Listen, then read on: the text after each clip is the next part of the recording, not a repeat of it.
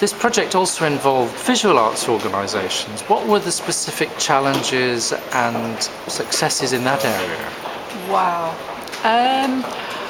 It's interesting because we followed a very similar methodology, but the purpose for the arts organisations was completely different. So I think performing arts organisations have a lot of data and they're very interested in quantitative measures. Visual arts organisations tend not to want to count things, but to understand how visitors engage with the artworks, and that's what we focused on. The burning issues that came out of their shopping lists were about levels of engagement and how audiences made meanings out of what they were looking at.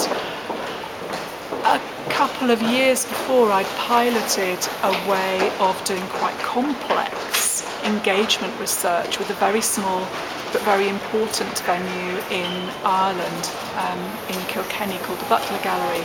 And we'd used volunteers and students to look at observation, the kind of research that normally is done by expensive consultants.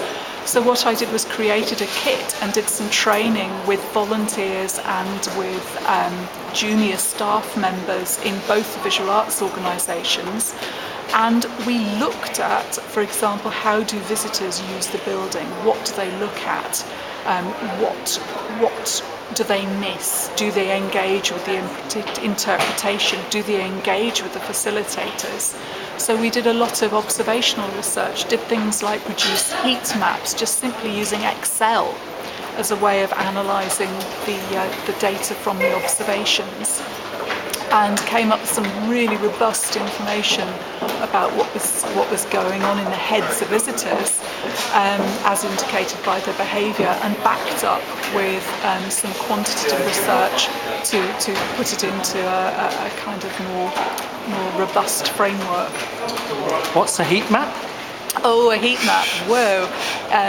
Where people stop and look, it's a hot spot. Where people are just walking straight past without looking, it's a cold spot. So you're creating a kind of grid on the gallery floor, and the observers are tracking the movement of the visitors, tracking where they pause, what they're looking at, whether they are commenting or discussing with the people with them, whether they're bending down and looking closely, and so on. So all those behaviours that indicate engagement, and they're mapped in a coded way onto a plan, and then transferred just simply using Excel and counting behaviours to identify where audiences are focused.